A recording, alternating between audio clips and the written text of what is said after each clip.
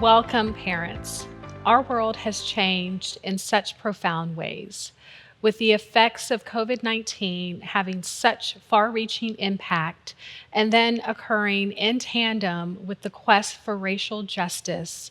Parenting has never really been easy, but it feels like it's even more challenging. Talking to our kids about race isn't easy. In fact, it can be really difficult. The parents that I have been talking to really mention three reasons why this conversation can be so difficult. The first reason is a lot of parents feel like their children are just too young to really be exposed to race and some of the harsh realities of racism. Other parents just don't feel comfortable. They don't feel equipped to have the conversation because they feel like they lack a lot of knowledge. And then other parents really shy away from the conversation for fear of knowing exactly the right thing to say and fear of saying the wrong thing. All of those things are so understandable. Talking about race can be challenging, but it's so necessary and so important. So, I want to offer just a few insights, just ways or tips that will help you to have this very important conversation. So, the first thing is you want to find out what your child knows and how they feel about race. So I grew up in Charleston, South Carolina, which is over 90% white. So not very diverse at all. But my neighborhood was very diverse. My father was a French professor and my mom was a Montessori teacher.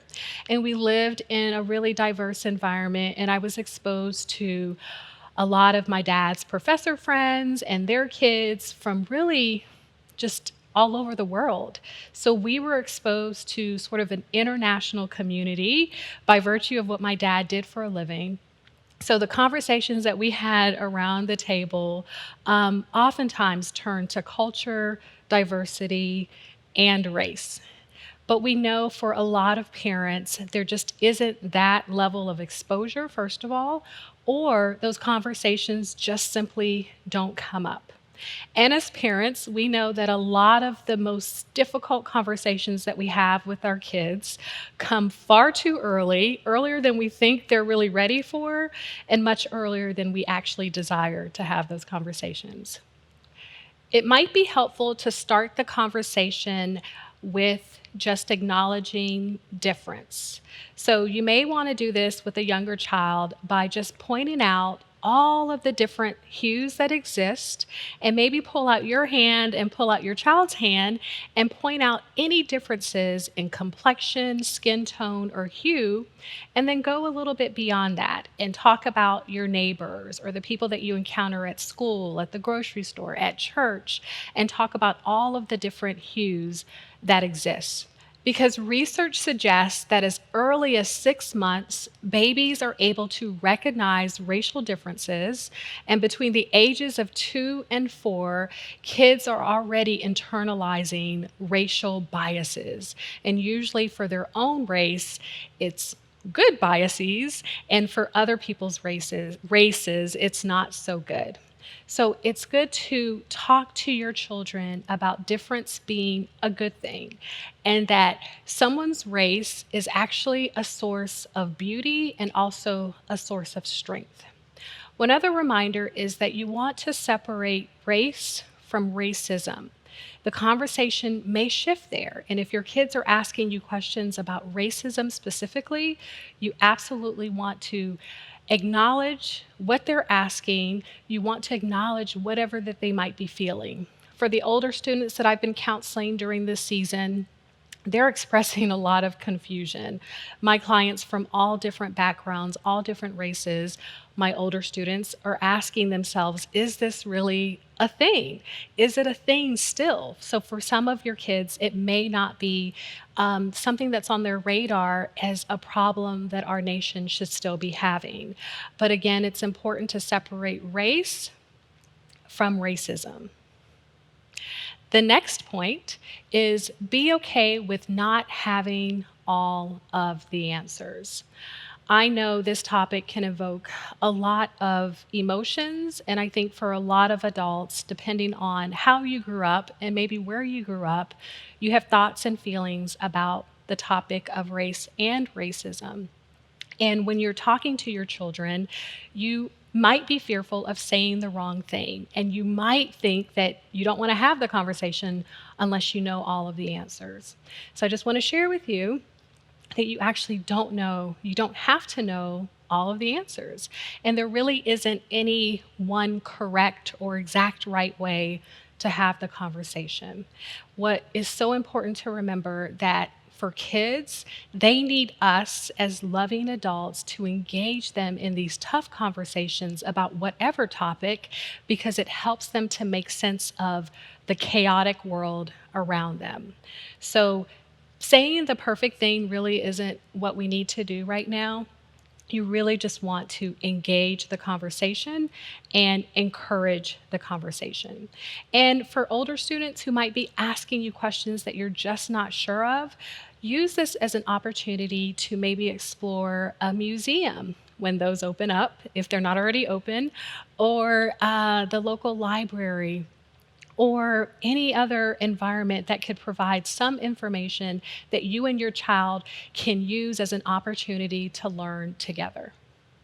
Speak about race in age appropriate ways. As I mentioned just a few minutes ago, the American Academy of Pediatrics suggests that babies as young as 6 months old are able to recognize racial differences. So, what that really means for us as parents is that we can be proactive in really discussing race in positive and healthy ways. And you also want to keep in mind the age of your child and where they are developmentally. I have found that books are such a wonderful and instrumental way of introducing not just topics, but just multiracial characters. So, storybooks and picture books for children who are pretty young are so helpful in just pointing out skin color. So, we got a book from a dear friend several years ago that I've read to my boys about Jackie Robinson. And there was a part in the book that talked about how some of his peers didn't want to play with him. And the reason was because of his skin color. So my kids were pretty young, so they didn't pick up on that piece, but that's something that I shared with them. So just introducing that people of all different races and backgrounds, first of all, are doing really cool things and really excelling in so many different areas. And they sometimes come against people who really don't care for them simply because of something that they can't change.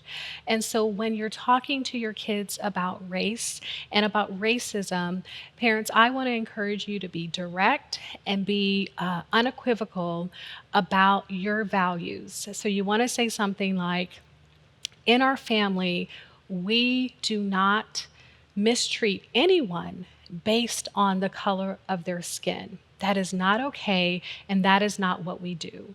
So that's not a message that needs to be just said one time. You may have to repeat it over and over again. Your children will get it. In addition to books, there's so many wonderful sitcoms and shows that are out there. I love Doc McStuffins and I love Dora the Explorer because, again, they're showing kids that are so similar to your kids that are doing fun and cool things and are excelling. And it really doesn't have to be about race specifically, but you're just exposing your children to diversity. I am also loving this show called Motown Magic. It's an animated show that's produced by the legendary Smokey Robinson, and there are tons of multicultural characters that are just having fun and singing songs, and my kids will enjoy it for hours. For your older students, this might be a wonderful opportunity to really introduce and reference historical events. So, we know about apartheid in South Africa. Your students have probably learned about that in school. This might be a great time to talk about race and racism in very simple terms about fairness, about equity, about justice, and then use examples from history, such as the civil rights movement that happened right here in our nation, but other civil rights movements and social movements that have occurred really all over the world. And again, if you are able to, go do some research. I think working together and learning in tandem is such a wonderful way to connect with your older child around this topic. And finally, be the example you want your child to follow.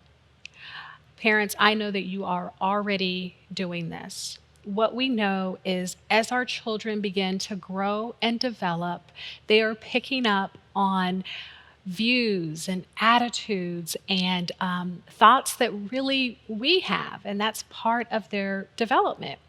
And as they grow older, especially around those teenage years, their attitudes and beliefs are going to be shaped really by other adults that they love and that they respect. So their teachers, their coaches, maybe their therapists, but they still need you. So that is something that I always like to share with parents, especially of students. When the students are kind of pushing back or they're kind of rebelling and you think that they don't need you as much, not true. They're still looking at you. They're still wanting to model after you, even if they aren't expressing that. So what we say and what we do matters. And as it relates to this particular topic, I actually think what we say is probably less important than what we do. So, when it comes to topics of race and discrimination and justice, we want to be the model that our children would want to follow. And the research is pretty clear. This generation and the next generation is going to be the most multicultural and more really focused on justice than any previous generation. So again, we want them to look to us for their leadership in this area. So what this means is that we as parents want to stand up to racism, especially when it's so overt. We want to stand up for justice. We want to be able to teach our kids that we're going to walk out all of those values that we've taught them since they were wee little. So values around empathy, around compassion, around humanity. And when our kids look at us and see us engage with our neighbors and our coworkers and just really anyone, they want to see us really treat people with kindness and with integrity, because of course that's what we've taught them. So finally, parents, if you are listening to this message and you're thinking that, man, I've missed the mark, or I haven't really exposed my kids to diversity, or we don't really live in a really diverse neighborhood or school or church, please know that it's never too late to engage these conversations, and you don't have to do this alone. And parents, if you're looking for more information on how to talk to your kids or students about race or racism, I have a really neat resource to share. Please check out the link at northpoint.org/race. And that's northpoint.org/race.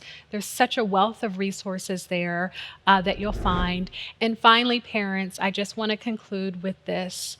By virtue of you being here and being a part of this parent summit tells me already that you are a wonderful parent who cares so deeply about your child.